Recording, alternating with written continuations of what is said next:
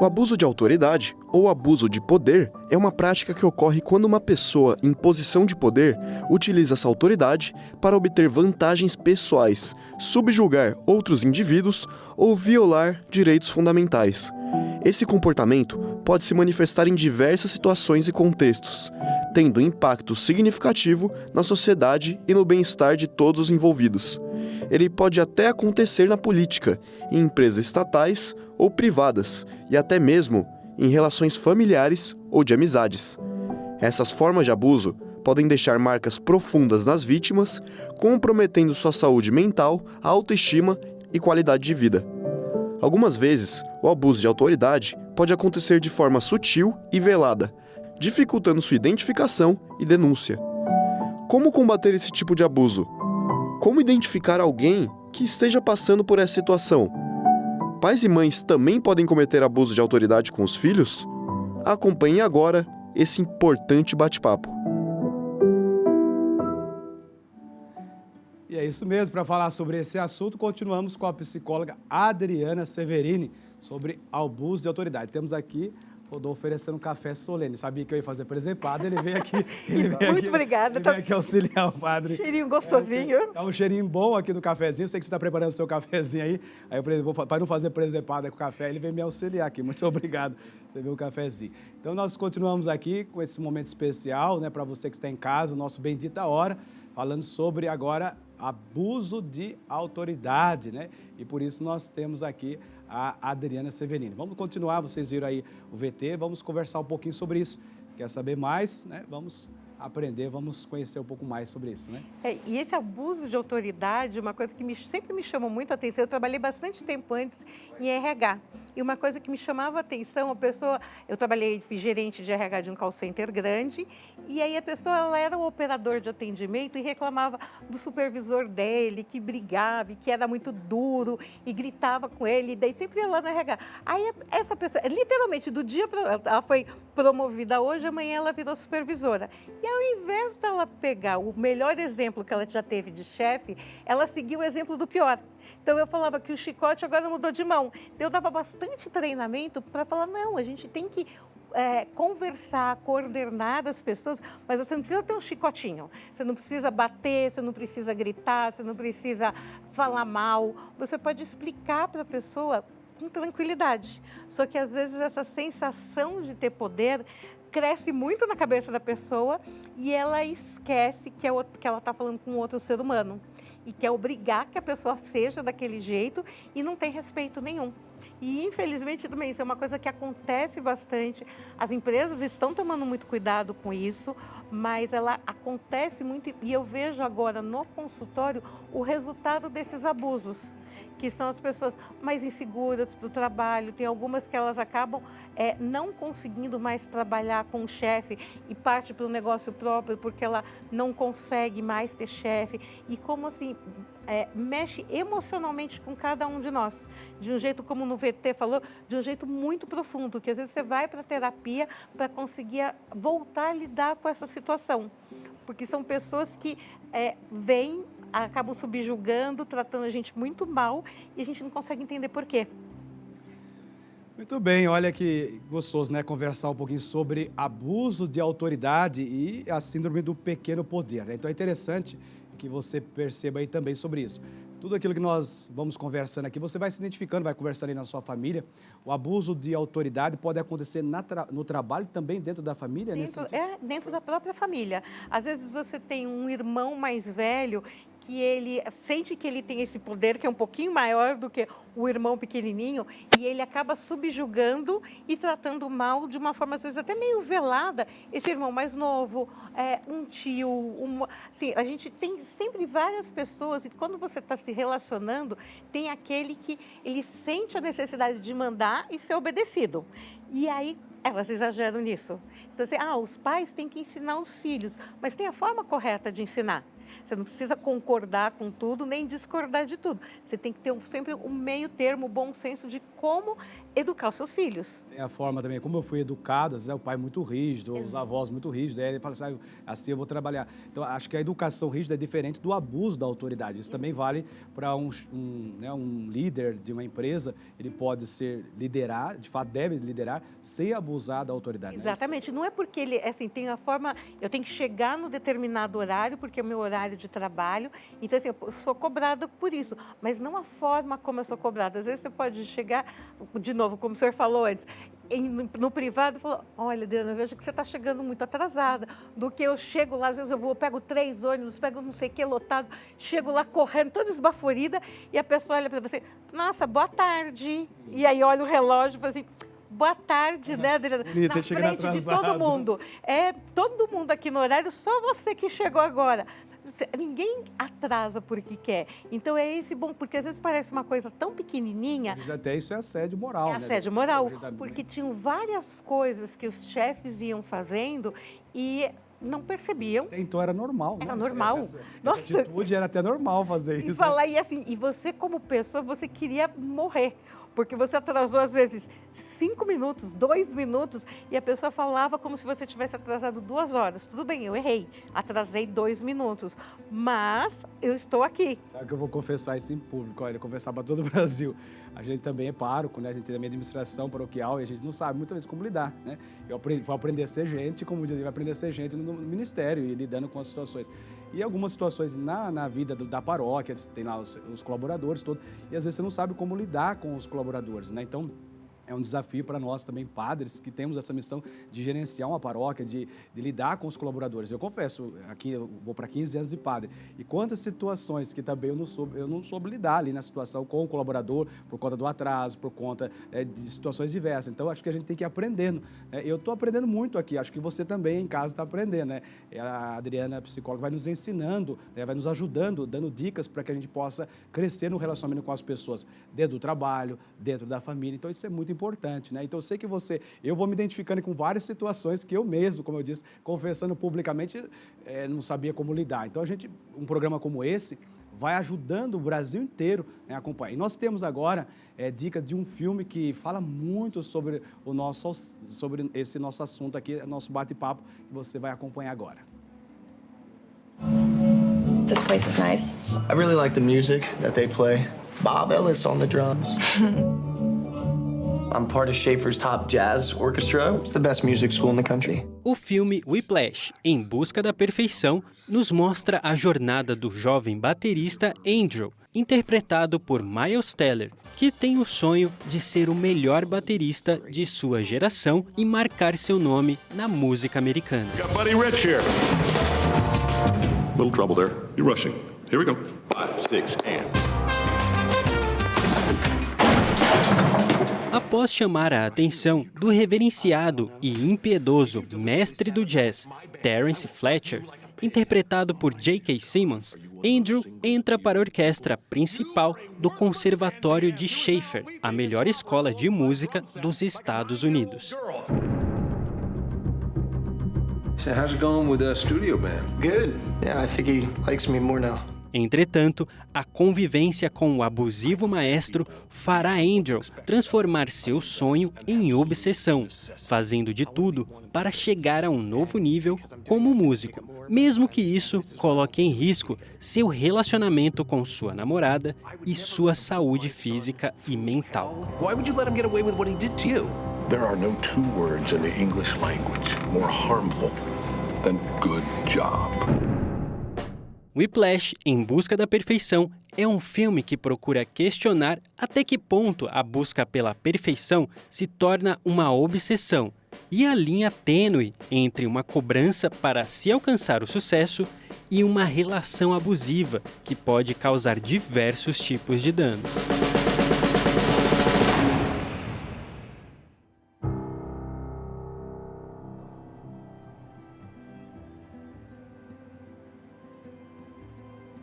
É justamente isso que nós estamos conversando, né? Sobre qual a diferença da busca da perfeição, né? Para não chegar nessa Então, buscar a perfeição sem ser abusivo, sem ter uma relação abusiva, né? Com abuso de autoridade. De novo, assim, é a forma como você fala. Ali você pode, no filme, você coloca a pessoa, é um músico e, assim, o professor queria o máximo dele, o melhor, mas você consegue perceber a forma agressiva, abusiva, como ele falava. E o principal, quando a gente está sofrendo esse abuso, como qualquer outro tipo de abuso, a gente nunca percebe na hora. É um negócio que é muito, a pessoa faz, quem está fora percebe, mas você que está sofrendo, você fala, não, eu sou ruim mesmo, eu preciso melhorar, eu não consigo isso, eu não consigo aquilo, e você vai, a sua autoestima vai cada vez indo mais lá para baixo, e você vai sempre tentando fazer, e por mais que você faça, o abusador nunca reconhece que você está fazendo alguma coisa boa. Então você está sempre faltando, estou sempre devendo alguma coisa, eu não consigo, e você vai se cobrando. E isso mexe com toda a parte da sua vida, como até no filme coloca, parece que o menino deixou de ter tudo, assim, outras coisas na vida, como relacionamento, os amigos, isso aí que são importantes, para só se dedicar para a música e para a profissão dele. Então, a gente tem que lembrar que nós somos seres humanos com vários aspectos da vida. Então, a gente tem o nosso relacionamento familiar, com amigos, a gente precisa cuidar do nosso corpo, então fazer uma ginástica. Então, você tem que ter tempo para tudo isso. E não só focar em uma coisa e seguir ali. Eu só quero aquilo e esqueço todo o resto. É interessante porque a senhora colocou no lado daquele que está sendo abusado e às vezes não percebe que está sofrendo abuso de poder. Mas pode acontecer também a pessoa também que faz, o abusador também não perceber que ele usa Isso aí ele está usando abuso de autoridade, ele não pode não perceber que ele está usando. Isso é uma coisa que eu tenho percebido muito, que começou a vir para o meu consultório agora, pessoas abusadoras, justamente falando isso. Não percebia que era um abusador, que não era legal, que tratava mal as pessoas e que assim, não, mas eu sou exigente. Então, no caso de um professor, de um chefe, ele sempre assim, é que eu sou exigente, eu quero sempre o melhor.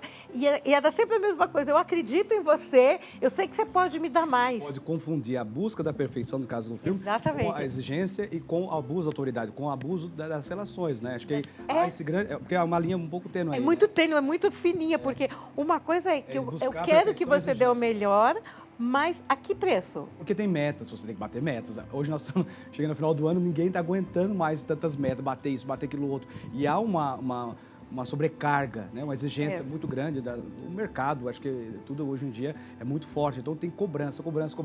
Então até que ponto essa cobrança não chega a ser um abuso de autoridade? E a pessoa que está fazendo não percebe. E ou a pessoa que está durante todo aquele ano, durante todo o trabalho, durante toda a relação, não percebendo que está sofrendo esse abuso. Não, e ela vai adoecendo, porque ela vai deixando de acreditar nela mesma. Então, ela começa, a grande maioria não é como no caso do filme, que quanto mais cobrado vai dando mais. No começo você vai fazendo isso e depois você fala, não, deixa pra lá, não vou conseguir mesmo, eu sou ruim, eu sou burra, eu não tenho jeito para isso, então eu deixo. Infelizmente, trabalhei numa empresa que a nossa coordenadora era extremamente abusiva. E isso só fui ver depois, isso na década de 90, quando eu trabalhava em RH. E era triste, porque a gente ia se sentindo mal e depois de um tempo que passou, a gente viu aquela equipe que tinha numa equipe grande, que toda aquela equipe, a grande maioria, não trabalhava mais em recursos humanos. Eu fui uma das poucas que continuou trabalhando em recursos humanos, porque as pessoas que estavam lá, foi tão profundo o abuso que ela fez, que elas deixaram de acreditar que eram boas para aquela profissão e trocaram de profissão. E tem gente que eu encontro com uma amiga hoje, isso já faz... Nossa, foi em 92, faz muito tempo. Aí, 40 anos quase. E aí a gente se encontra e ela ainda tem isso com ela de que ela não era boa o suficiente. E eu encontrei com ela, a gente conversando e falou assim, nossa, 30 anos depois ela ainda tem essa crença. Então você vê quão profundo foi, ela mudou totalmente, ela atua agora na área de saúde, de educação, e ela ainda vê como uma pessoa de recursos humanos, ela não era boa. Olha, tá vendo? Talvez... Tem a pergunta? Olha, vamos lá. Tudo bem, Adriana? Boa tarde. Bom. Seguinte, igual que você estava falando, né? Às vezes passam anos e anos, aquela pessoa que teve esse tipo de abuso, ela acredita nisso, depois ela até se distancia do abusador, mas como que ela pode rever a profissão, a vida, os pensamentos dela para tentar tirar esse trauma da cabeça? É muita terapia mesmo? ou tem alguma maneira? Porque às vezes as pessoas acabam realmente desistindo, né? Indo para uma outra profissão, ou às vezes entrando numa depressão muito forte, né? Até às vezes levando a extremos, até às vezes, sei lá, tentando a vida. Você percebe quando você começa a sofrer muito, quando é relacionado ao trabalho, quando você começa a sofrer muito no domingo à noite, que é a síndrome do domingo à noite. A pessoa começa a ficar desesperada. Vai chegar segunda-feira. E que vai chegar segunda-feira e as pessoas se sentem mal fisicamente. Então, assim, às vezes tem enjoo, tem dor de cabeça, tem então adoecimento físico mesmo. Você não consegue, porque é muito estresse. É muita a forma como a pessoa te cobra é muito ruim. Então eu falo, quando eu trabalhava em RH, eu tinha dor de cabeça direto. É que eu era teimosa, continuei um tempão, trabalhei 22 anos em RH. Meu Deus, ainda continua. Depois agora eu já estou só com clínica há 16. Então, a pessoa, não, eu tenho que superar, eu tenho que conseguir. E eu comecei a ver como a minha qualidade de vida melhorou a hora que eu comecei a trabalhar só com clínica, deixei RH. Então, pergunta hoje, eu sou daquelas que você teria um chefe? Não, eu consigo reconhecer o que foi um abuso, trabalhei isso em terapia, tanto é que eu continuei em RH e consegui crescer, virar uma diretora de RH, até a hora que falar, não, agora eu estou num outro momento e eu quero mudar de área. E aí você troca, mas é diferente do quando você desiste de alguma coisa porque você acha que você não é capaz.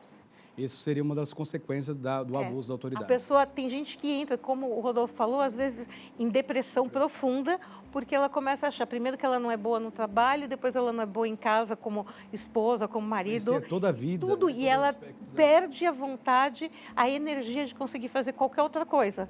Então, assim, eu não sou boa, ponto, para nada. Então, o que você sabe fazer bem? Nada.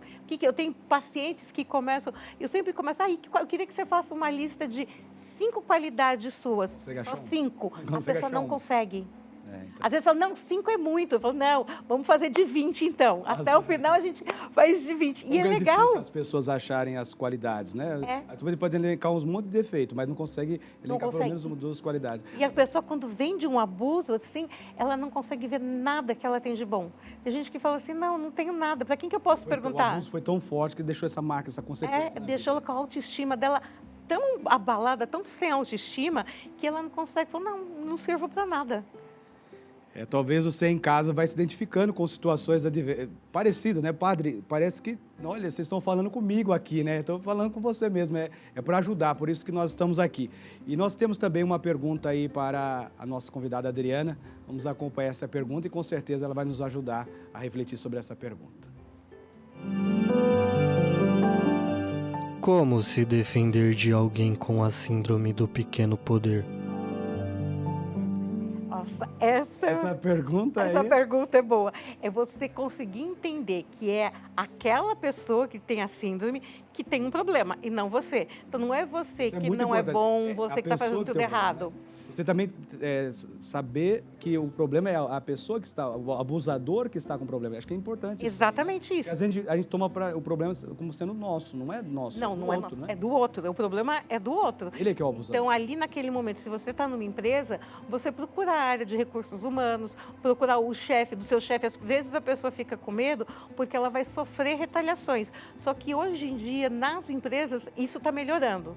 E foi o que eu falei, eu comecei a ver uma diferença que começaram pessoas que eram abusadoras procurar terapia, porque você só via a vítima de abuso. E questão de uns 2 anos para cá, a pessoa, quando ela se reconhece... Nossa, é enorme isso. É uma evolução gigantesca. Eu fico super feliz, porque a pessoa, quando ela fala assim, eu me reconheço, eu percebo que eu sou abusadora, mas eu não consigo mudar o meu comportamento. Aí ela vai e procura terapia. Me ajuda, eu acho muito legal, porque a hora que você tem esse ato, quando você pede ajuda, é um ato de humildade. Eu sei que o que eu estou fazendo não é legal, estou prejudicando outras pessoas, mas eu não consigo fazer diferente. Quando eu vejo, eu estou agindo dessa forma. Me ajuda porque eu não quero mais ser assim. Interessante, né? Então, acho que se procurar também, acho que as pessoas é um gesto de humildade. Né? Acho que a gente sair do nosso orgulho, né? E também ter um gesto de humildade. Eu estou agindo dessa forma. Eu vou dizer, eu quero melhorar, eu quero crescer, eu quero agir diferente, né? E também quem está sendo abusada também procurar. Muitas pessoas procuravam ajuda. Então, perceber que está nessa situação e procurar ajuda. E tem consequências gravíssimas, como nós já falamos aqui, né? Então aí, e pode depois ficar impossibilitado de um trabalho, quando chegar acima da segunda-feira, mas amanhã eu tenho que trabalhar. Já vem a dor de cabeça, já vem a situação. São doenças psicossomáticas que poderiam... Doenças psicossomáticas, que você é gerado pelo próprio estresse, que você está se sentindo tão mal, e aí o seu corpo, não é que você está mentindo, que você está mal, que você não consegue trabalhar. Você pode ficar gripado, você somatiza no seu corpo a dor que você está sentindo vira uma dor física. Então, você começa a sentir muita dor de cabeça, dor nas costas, a pessoa tem dor de barriga. Então, chega segunda-feira, não consegue trabalhar, não é porque eu estou mentindo, não. Eu realmente estou com dor de barriga, minhas costas travou, eu não consigo mais andar, e agora? A pessoa acha que isso é mentira, né? Acho que não está aguentando, mas a pessoa não está aguentando. Eu tenho uma situação agora que quando está fazendo, acho que exame de demissional, ele foi fazer, mas ele não queria nem pôr o pé na empresa, porque ele estava com trauma. Só de saber que eu tenho que ir lá agora, essa época agora de Natal, o pessoal tem que trabalhar até mais tarde, cumprir meta, fazer um monte de coisa. E aí ele falou assim, eu tenho que fazer, eu não consegui nem para a empresa. Para ir até o empregador para fazer os exames, lá fazer a demissão, fazer o desligamento, ele não conseguia. Ele falou assim, mas eu não quero nem passar perto da empresa, mas tem que ir lá fazer o desligamento. Então o trauma é tão forte que ele não quer nem fazer o desligamento. Tinha pessoas que deixavam a carteira, assim, quando a gente fala assim, da baixa, por causa disso. Não quero. Não quero mais voltar na empresa, não vou lá. Então, eu tiro outra carteira de trabalho e tudo bem. Só porque eu não quero mais voltar lá e não quero entregar a carteira. Traumático. Não, ficou tão traumatizada. E é um trauma tão sério e os outros falam, que besteira, deixa pra lá. Porque, de novo, quando não é com a gente. Olha que quando é conosco, a gente começa a entender, você fala, poxa, é muito grande isso. Não quer ir trabalhar, tá com preguiça. Mas é interessante. Então nós vamos acompanhar também agora um VT que fala algo muito sério sobre assédio no ambiente de trabalho, que nós estamos batendo papo aqui agora, você vai acompanhar aí. O assédio dentro do ambiente de trabalho é um assunto delicado, que afeta muitas pessoas diariamente, principalmente as mulheres. De acordo com uma pesquisa feita pelo Instituto Patrícia Galvão, 40% das mulheres entrevistadas já foram reprimidas dentro de uma empresa, enquanto apenas 13% dos homens dizem ter se sentido assim. Essas ações constrangedoras podem estar associadas a relações de poder, que foram normalizadas dentro da sociedade, muitas vezes machista, em que vivemos. Dar relevância para as vítimas e não deixar os agressores impunes são ações que devem ser tomadas de forma imediata, para que problemas como esses não voltem a se repetir.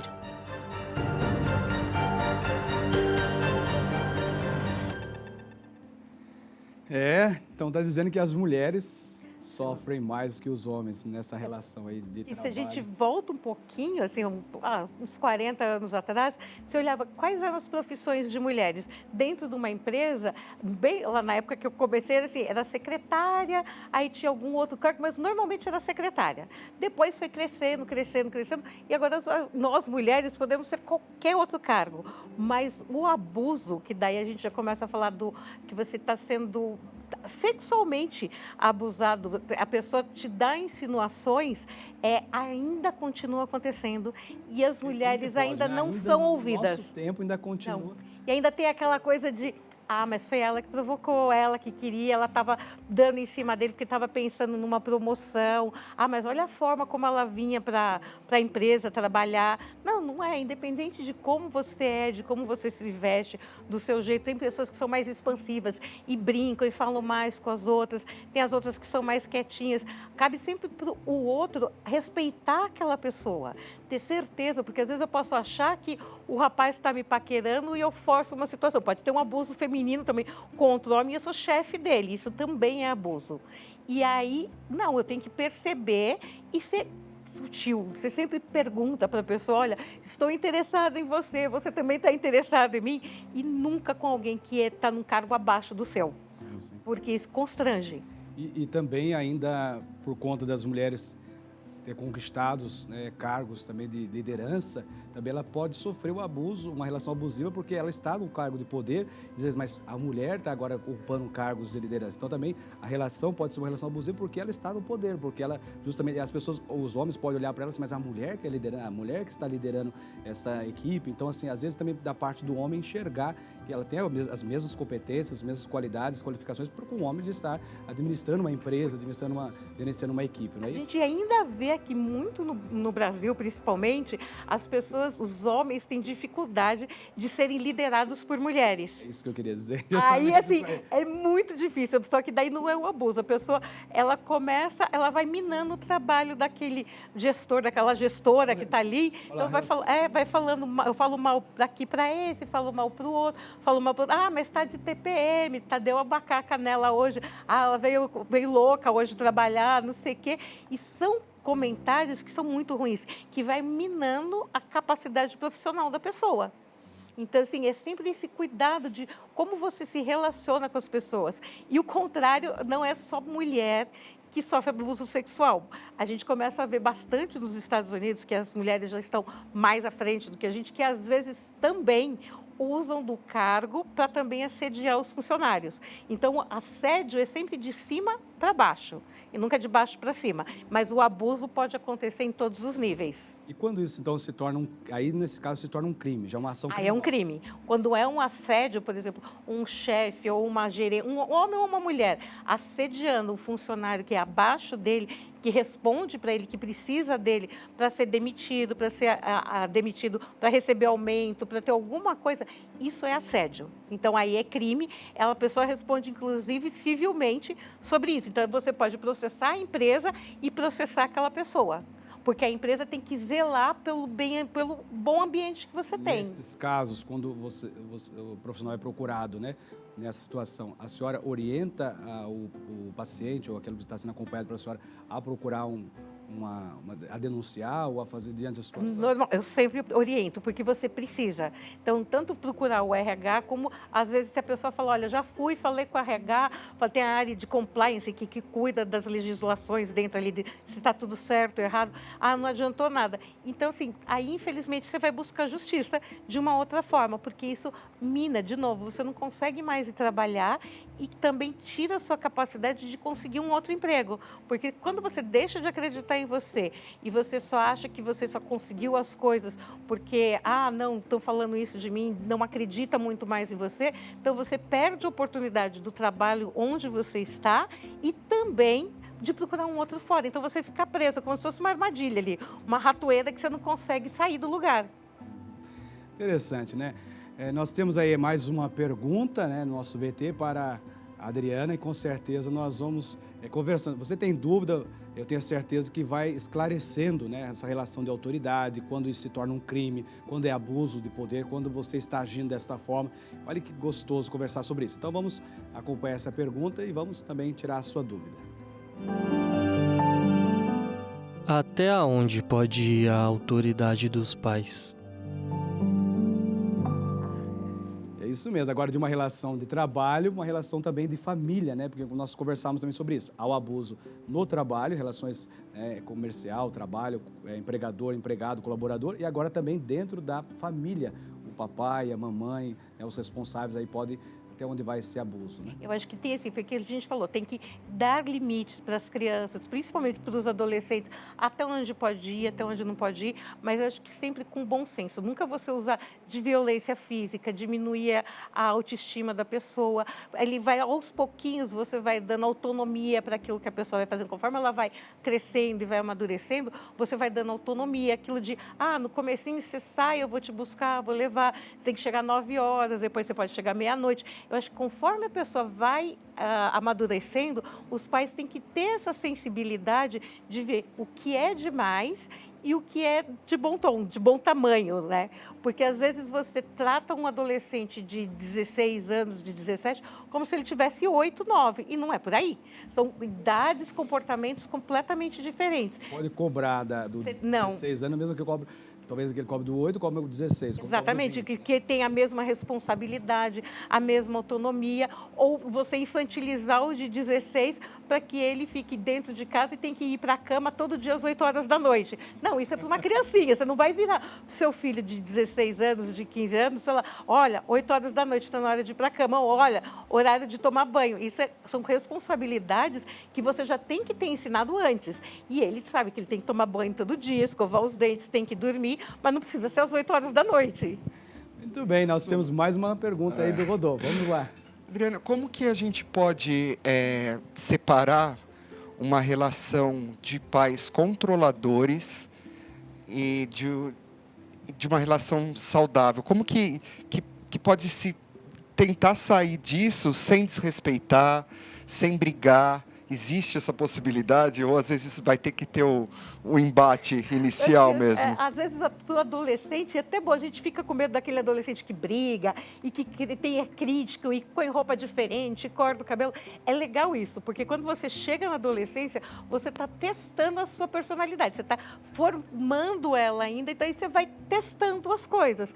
Como que eu sou, o que eu gosto, se eu sou influenciado pelo grupo, se eu não sou. Então, cabe aos pais, ele dá um pouco de autonomia e é do lado, tomando conta para ver o que acontece. Até falando com uma paciente minha que ela, eu não sei como eu pude ser emo o ano passado.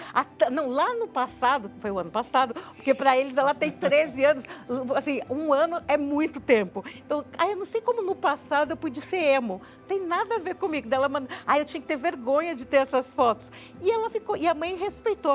Então, às vezes falava, não, mané daí, porque pintava o olho muito de preto. Não, mané daí que não está tão bonito, não está legal. Mas a mãe e o pai foram respeitando, dentro do limite do aceitável, que ela expressasse o jeito dela ser como emo.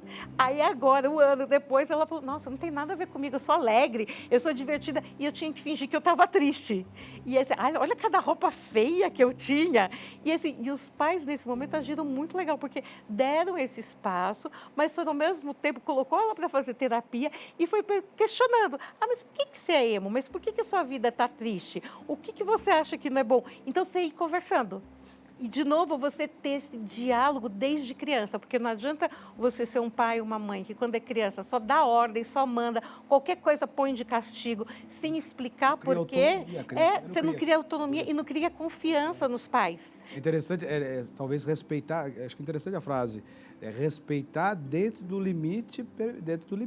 Isso. Daquilo que é permitido. Se eu sou uma adolescente de 15 anos, que eu era, e queria voltar 4 horas da manhã, não, meu pai falava, não, é meia-noite. E acabou, é meia-noite, a casa é deles, as regras são deles, e eu sou menor de idade. Então, assim, ele ia aumentando conforme ia aumentando a minha capacidade e a minha responsabilidade.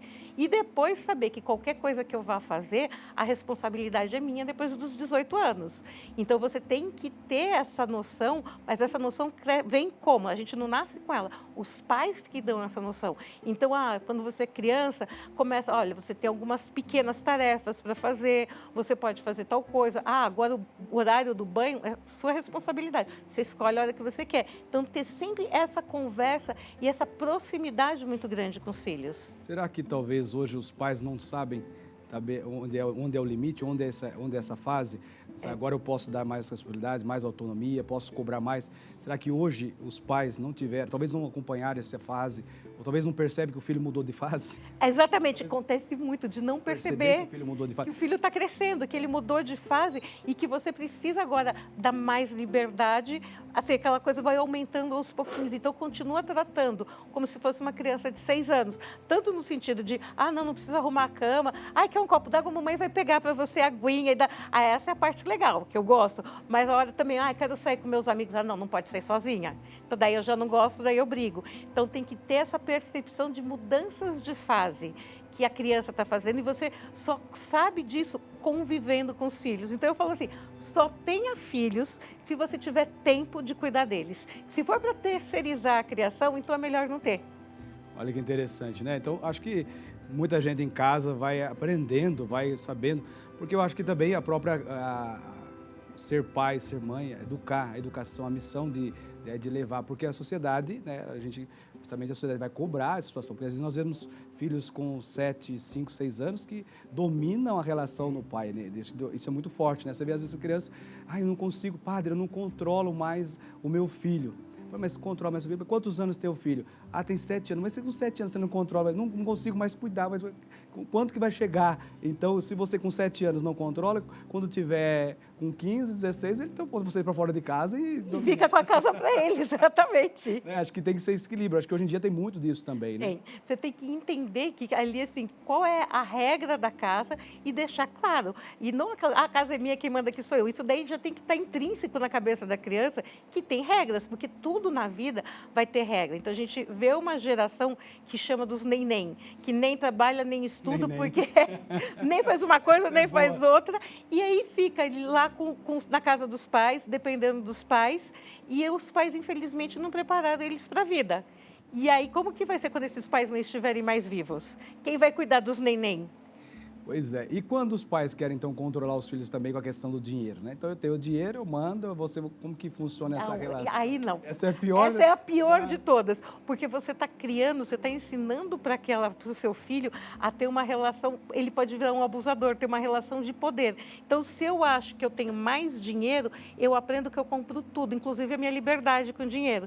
Então, eu vou ser boazinha sério, e vou ser legal só porque meu pai vai me dar a mesada, vai me dar um dinheiro a mais. Então, não porque eu entendo o que é certo e o que é errado. Eu só faço aquilo porque minha mãe me dá um dinheiro se eu fizer aquilo que ela quer. E não porque eu entendo que aquilo é certo.